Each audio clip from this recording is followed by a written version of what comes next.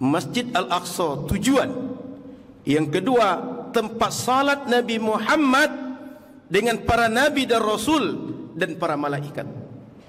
Tidak ada masjid di dunia ini yang menjadi tempat salat nabi dan rasul seluruhnya satu waktu bersama imam nabi dan rasul kecuali Masjid Al-Aqsa.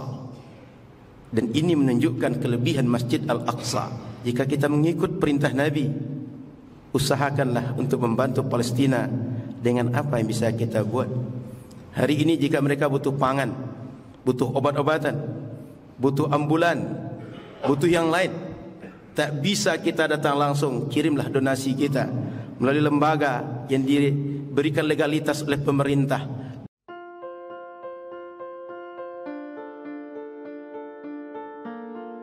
Ini tanah wakaf di Pekanbaru, Riau, lokasi Nurul Azhar 2. Itu yang pagar di belakang itu batas tanah wakaf. Sudah dipancang-pancang, mana nanti yang untuk asrama, mana untuk kelas, mana untuk jalan, semua sudah diratakan. Inilah nanti tempat Nurul Azhar 2. Di sini masjid sudah ada, tapi masih perlu direnovasi. Di sini nanti ada ruang serbaguna, ada tempat olahraga, ada rumah guru, tapi tentu saja bertahap, insya Allah. Inilah yang akan kekal abadi sampai kita mati menghadap Allah Subhanahu wa Ta'ala. Inilah tempat anak-anak menghafal Quran, dari mulai bangun tahajud malam, sholat subuh berjamaah, sampai tidur jam 10 malam. Saya mengajak pada semua jamaah, mari support pembangunan Nurul Azhar Kampus 2 melalui donasi ke Bank Riau Kepri Syariah. Nomor rekeningnya 82011666666. Bank Syariah Indonesia nomornya 147, 6-nya 7 kali. 666666. Atas nama Yayasan Tabung Wakaf Umat. Jangan lupa sertakan kode transfer 01 di akhir nominal. Transfernya konfirmasi sudah sampai atau belum, apa yang perlu dibantu, konfirmasi ke nomor admin Yayasan Tabung Wakaf Umat 0852 6541 6060. Assalamualaikum warahmatullahi wabarakatuh. Alhamdulillahi Rabbil Alamin, hamdan yuafi ni'amahu wa yukafi'u mazidah. Ya Rabbana lakal hamdu kama yanbaghi li jalali wajhika wa 'azimi sultanik. Asyhadu an la ilaha illallah wahdah wa asyhadu anna Muhammadan 'abduhu wa rasuluhu sallallahu alaihi wasallam ba'atha Allahu lil 'alamin rahmah. Allahumma fassalli wa sallim ala nabiyyina sayyidina Muhammad ibn Abdullah wa usikum wa iyaya bittaqwallah faqad faza man ittaqa wa ihtada. Qala Allah ta'ala fil Qur'anil 'azim, a'udzu billahi minasy syaithanir rajim. Ya qaumi udkhulul ardhal muqaddasata allati kataba Allahu lakum wa la tartaddu ala adbarikum fatanqalibu khasirin. Shadaqallahul 'azim. Ma'asyiral muslimin yang dirahmati Allah Subhanahu wa taala, selalu kita mesti bersyukur kepada Allah atas nikmat yang mengalir 24 jam pada diri setiap kita, tak pernah terputus. Rahmat dan karunia-Nya tak berhenti meskipun kita maksiat, tak berhenti meskipun kita istirahat, tak berhenti meskipun kita sedang lalai. Salawat teriring salam kepada Rasulullah sallallahu alaihi wasallam. Cintanya tak bertepi di dunia sampai akhir hayat. Dia mengingat dan dia mengkhawatirkan umat yang bertuah ini. Di akhirat nanti, ketika setiap orang butuh pertolongan, dia mengatakan ana laha, ana laha, ana laha. Aku yang akan memberi syafaat untuk umatku. Mari perbanyak salawat kepada Nabi Muhammad sallallahu alaihi wasallam dan berusaha untuk ikut dengan cara hidup Nabi Muhammad sallallahu alaihi wasallam. Melalui mimbar ini khatib mengajak agar setiap kita bertakwa kepada Allah. Bertakwa bermakna merasa takut kalau seandainya Allah suruh kita melakukan perintah tapi kita tak berbuat. Merasa takut kalau seandainya Allah larang, justru kita lakukan yang dilarang. Sehingga hidup ini hanya melakukan yang dia suruh dan meninggalkan yang dia larang, dan menyadari setiap yang kita buat dia lihat, dia dengar, dia tahu. Tak ada satupun tempat yang dia tidak tahu, yang dia tidak dengar, yang dia tidak lihat. Meskipun kita berada seorang diri di malam yang kelam, tak ada siapapun, dan di tempat warna hitam, dia tahu apapun yang kita buat. Ma'asyiral muslimin yang dirahmati Allah Subhanahu wa taala. Belakangan ini kita mengikuti berita Palestina sedang bergejolak. Maka saya ingin menyampaikan kepada kaum muslimin, orang Palestina adalah muslim. Kita muslim. Mereka tidak saja sekedar muslim, tapi berada di negeri yang Allah berikan banyak kelebihan. Jika kita menyebut Masjid Al-Aqsa misalnya, poin pertama, ketika Nabi Muhammad sallallahu alaihi wasallam Isra dan Mi'raj, Nabi Muhammad Isra'nya dari Masjidil Haram ke Masjid Al-Aqsa. Di Masjid Al-Aqsa itu Nabi salat dengan semua nabi dan rasul, dan para malaikat yang turun dari langit salat bersama Nabi Muhammad sallallahu alaihi wasallam. Sehingga dalam perjalanan Isra dan Mi'raj, Masjid Al-Aqsa tujuan. Yang kedua, tempat salat Nabi Muhammad dengan para nabi dan rasul dan para malaikat.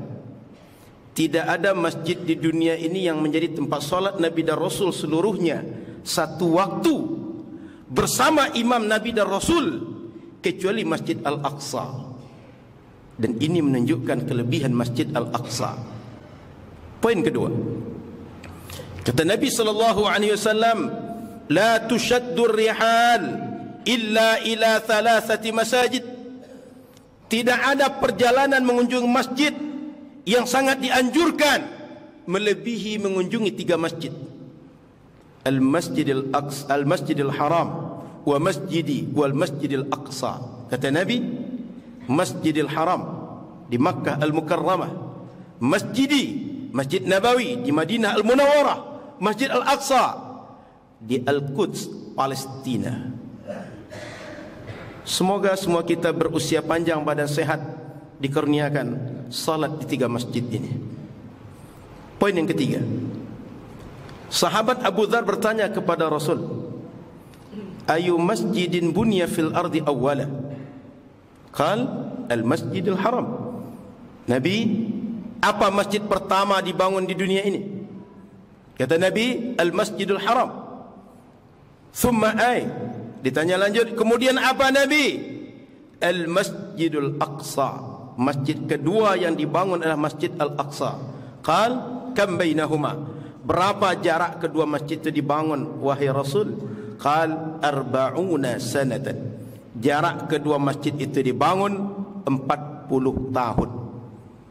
Jadi masjid kedua yang dibangun di bumi ini oleh Allah, diletakkan oleh Allah untuk menjadi tempat ibadah umatnya, menjadi tempat ibadah hamba-hambanya, adalah Masjid Al-Aqsa. Maka kaum muslimin yang dirahmati Allah, bagi umat Islam, Masjid Al-Aqsa memiliki arti penting. Lebih dari itu, ketika Allah katakan qad nara taqalluba wajhika fis sama falanwalliyannaka qiblatan tardaha fawalli wajhaka syatral masjidil haram. Para ulama tafsir ketika menjelaskan ayat ini mengatakan bahawa umat Islam ketika datang ke Madinah, mereka hijrah selama 16 bulan atau 17 bulan, kiblat mereka Masjid Al-Aqsa. Setelah itu baru berpindah ke Masjidil Haram. Maka maknanya kiblat pertama umat Islam adalah Masjid Al-Aqsa. Saya kira itu di antara kelebihan Masjid Al-Aqsa. Bila berbicara tentang Palestina lebih luas, kata Al-Quran, wat-tini waz-zaitun. Ketika disebut waz-zaitun, para ulama tafsir seperti Imam At-Tabari menyebutkan itu maksudnya negeri Palestina. Jika Al-Quran bersumpah dengan satu tempat, jika Al-Quran bersumpah dengan satu waktu, jika Al-Quran bersumpah dengan satu keadaan, maka ini menunjukkan tempat, waktu, keadaan adalah istimewa. Maka Masjid Al-Aqsa istimewa bagi Allah. Poin kedua, ketika Nabi Isra, Allah jelaskan subhanalladzi asra bi 'abdihi laila minal masjidil harami ilal masjidil aqsa. Poinnya di sini, alladzi barakna haulah. Kata Allah di ujung surat Bani Israil ayat 1 itu, alladzi barakna haulah, yang kami berkahi negeri di sekitarnya. Ini maknanya Palestina adalah negeri yang Allah berkahi. Al-Quran yang menjelaskan. Poin yang ketiga, ketika Nabi Musa disuruh membawa kaumnya, apa kata Allah? Udkhulu al-ardal muqaddasata allati kataballahu lakum. Masuklah kalian ke ardal muqaddasah, negeri yang suci. Kata para ulama tafsir, negeri yang suci itu Palestina, negeri Syam. Suci dari dosa, suci dari kesyirikan. Maka Al-Aqsa secara khusus, Palestina secara umum adalah dilebihkan oleh Allah dibanding tempat yang lain, istimewa dibanding tempat yang lain. Maka umat Islam ketika mendengar berita Palestina, tidak harus kita menjadi muslim, cukup sebagai manusia kita sudah merasakan bahwa Palestina mesti menjadi prihatin kita semua dan perhatian kita semua. Maka oleh karena itu khatib mengajak, mari kita doakan saudara kita di Palestina.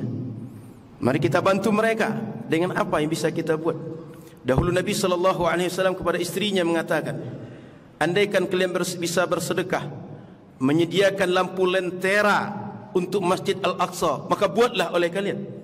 Dahulu lampu lentera itu berasal dari lampu togok bahasa kita, lampu petromak. Nilainya tak mahal, tapi manfaatnya banyak bagi orang yang i'tikaf, bagi orang yang menuntut ilmu, bagi orang salat jamaah, bagi orang yang berada di Masjid Al-Aqsa. Maka kaum muslimin rahmati Allah, jika kita mengikut perintah Nabi, usahakanlah untuk membantu Palestina dengan apa yang bisa kita buat. Hari ini jika mereka butuh pangan, butuh obat-obatan, butuh ambulan, butuh yang lain, tak bisa kita datang langsung, kirimlah donasi kita melalui lembaga yang diberikan legalitas oleh pemerintah dan diakui oleh dunia untuk menyalurkan bantuan kemanusiaan dari kita semua. Silahkan cari lembaga mana saja. Itu poin pertama khutbah yang ingin saya sampaikan. Poin kedua ingin saya sampaikan kaum muslimin rahmati Allah Subhanahu wa taala. Islam masuk ke Nusantara ini sudah lama, bukan kemarin sore. Dan apapun yang dibuat umat Islam di negeri ini sejak dahulu, landasannya Al-Quran dan Sunnah Nabi. Tidak ada sumber lain. Sehingga kalau ada orang hari ini mengatakan kita mesti kembali pada Al-Quran dan Sunnah, orang itu mungkin orang yang baru bangun tidur, atau orang yang kaget, atau orang yang baru mengaji, karena tak paham bagaimana agama ini diajarkan dan dari mana agama ini disimpulkan oleh para ulama. Saya ulang, sejak Islam masuk ke negeri ini, kita semua beragama berdasarkan Al-Quran dan Sunnah. Hanya saja beramal dengan Quran dan Sunnah. Tidak semua orang bisa langsung menyimpulkan hukum dari Al-Quran dan Sunnah. Ada orang yang mampu, maka beramal langsung dengan Al-Quran dan Sunnah. Orang yang tak mampu, maka dia mengikut ulama yang mampu memahami Al-Quran dan Sunnah.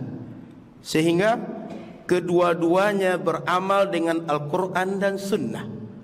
Ada yang beramal secara langsung, ada yang beramal secara tidak langsung. Dan bila kita buka referensi usul fikih, kita akan temukan dalil syariat itu juga ada dua macam. Ada yang sifatnya nas, tersurat sebuah perintah, tersurat sebuah larangan. Tapi ada yang tidak nas, tapi bentuknya istimbat, digali, dikaji oleh ulama, baru ketemu bahwa ternyata ada perintah, ternyata ada larangan, ternyata ada izin dari syariat. Oleh karena itu dalam syariat itu ada yang tersurat, ada yang tersirat. Bila kita tengok lagi, dalil syariat itu ada yang bersifat umum dan ada yang bersifat khusus. Dan ini menjadi rahmat bagi kita. Jikalah setiap perbuatan kita mesti dengan dalil khusus, maknanya setiap perbuatan yang kita buat ada penjelasannya. Buatlah itu, hukumnya boleh. Jangan buat, hukumnya tak boleh. Maka perbuatan manusia setiap generasi berkembang berubah. Sistem kehidupan manusia terus berkembang berubah. Itu maknanya mesti ada dalil khusus sampai kiamat nanti. Maknanya Al-Quran tak boleh berhenti turun, Nabi Muhammad tak boleh wafat. Karena mesti menjelaskan penjelasan setiap masalah dengan dalil yang khusus. Tapi Al-Quran dan hadis Nabi menyampaikan dalil umum dan dalil khusus, sehingga dengan dalil umum itu kita menjadikan kaidah atau menjadikan rujukan. Apa saja yang kita buat hari ini selama sesuai dengan syariat kita lakukan, tak sesuai dengan syariat kita tinggalkan. Maka kata Imam Syafi'i, kullu ma lahu mustanadun minasy-syar'i falaysa bibid'ah. Apa saja perbuatan yang dibuat oleh umat selama ada dasar dari syariat, dia tak bid'ah dibuat. Wa illam ya'mal bihi salaf, meskipun tak dibuat oleh ulama salaf dahulu. Li'anna tarkahum lil'amali bihi qad yakunu li'udhrin qama lahum fil waqti.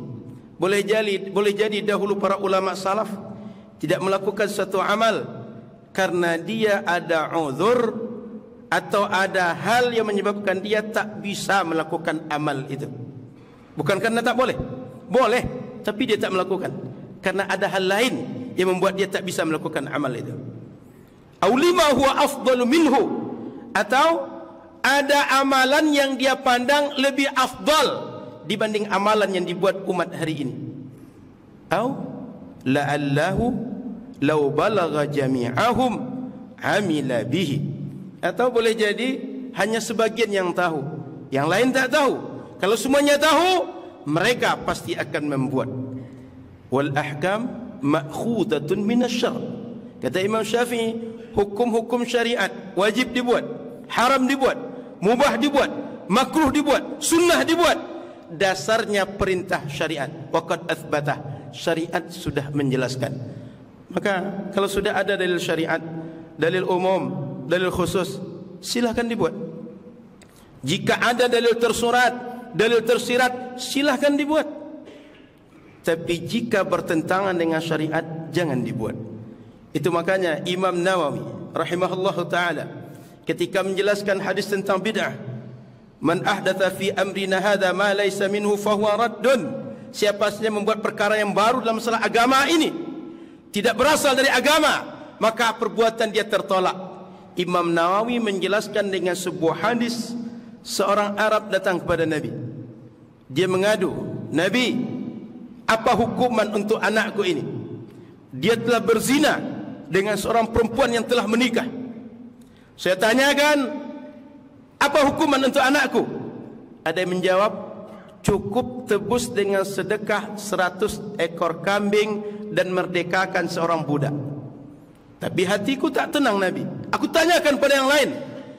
Kata dia, anakku mesti dirajam dan diusir dari kampung selama setahun, dan perempuan yang berzina dengan dia mesti dirajam.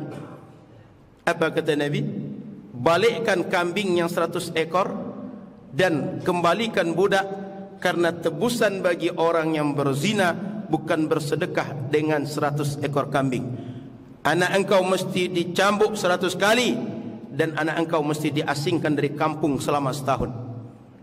Kenapa Imam Nawawi menjelaskan makna bid'ah dengan ini? Karena ada yang membuat hukum baru yang tak sejalan dengan syariat. Sehingga yang dimaksudkan oleh Nabi yang tak dibuat oleh umat hari ini, bila ada perbuatan baru bertentangan dengan syariat, jangan dibuat. Kalau dibuat, itulah yang bid'ah. Tapi jika ada perbuatan baru muncul hari ini, tak pernah dibuat oleh Nabi langsung, dia tidak otomatis bermakna bid'ah. Karena bid'ah itu adalah membuat yang baru yang bertentangan dengan syariat. Dan hari ini banyak betul yang kita buat perbuatan-perbuatan bid'ah. Jikalah standarnya Nabi tak pernah membuat. Mushaf Al-Quran yang kita baca tak pernah ditulis di zaman Nabi. Azan 2 kali yang kita buat sebelum Jumat tadi tak pernah dibuat oleh Nabi, dibuat oleh Sayyiduna Uthman bin Affan.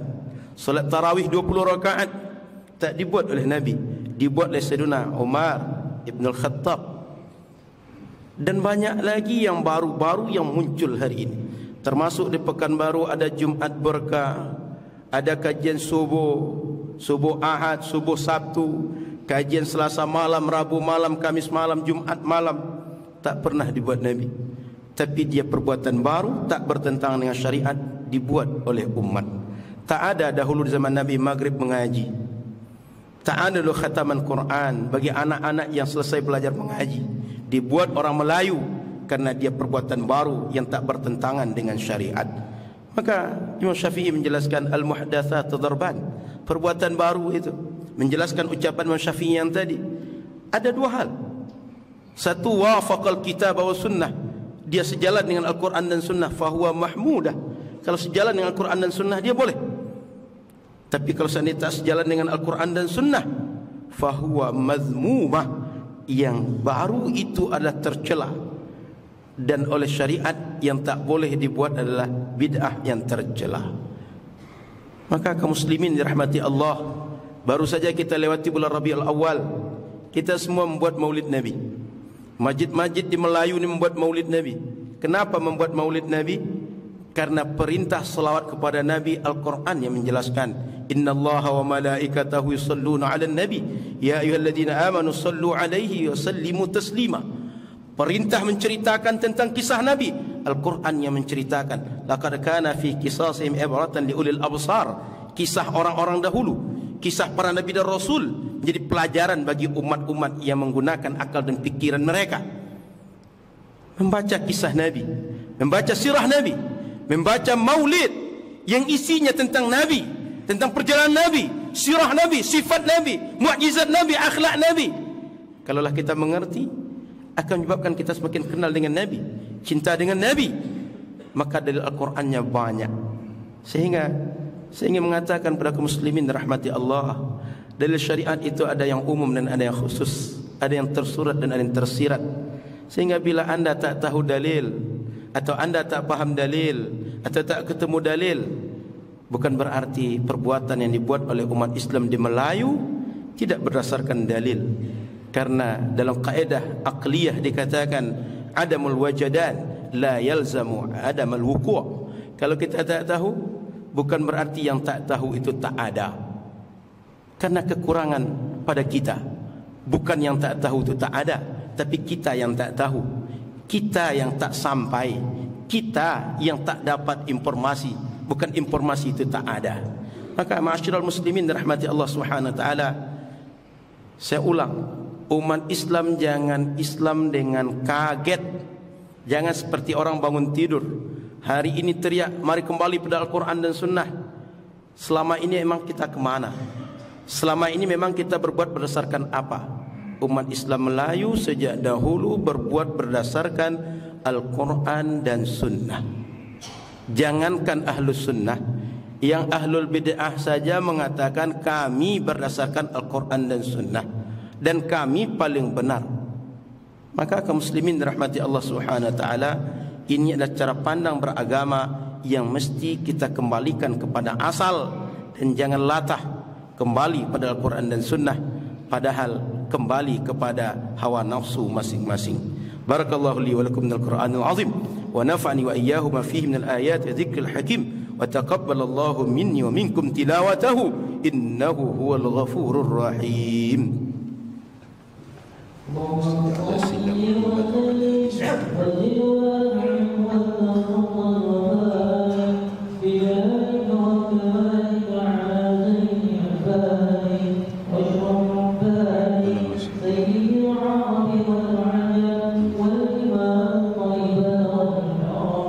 سيدنا محمد وعلى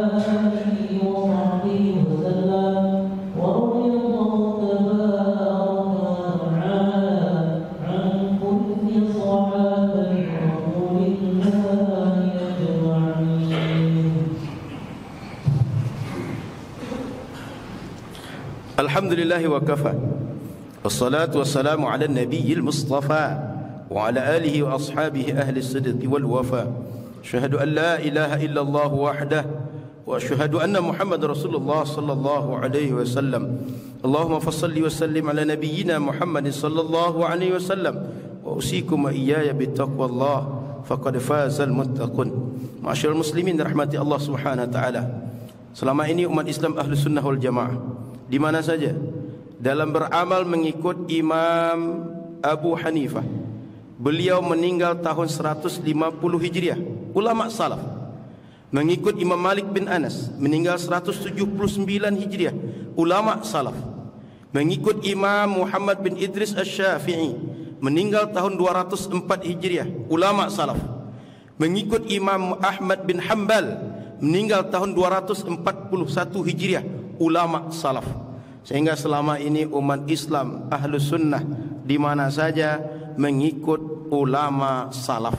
Karena ada yang mengatakan bahwa kita merujuk Al-Quran dan Sunnah, dan pemahaman terbaik dalam memahami Al-Quran dan Sunnah adalah pemahaman salaf.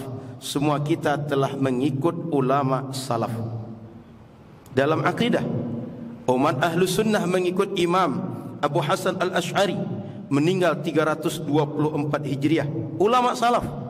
Mengikut Imam Abu Mansur Al-Maturidi, meninggal tahun 333 Hijriah, ulama salaf.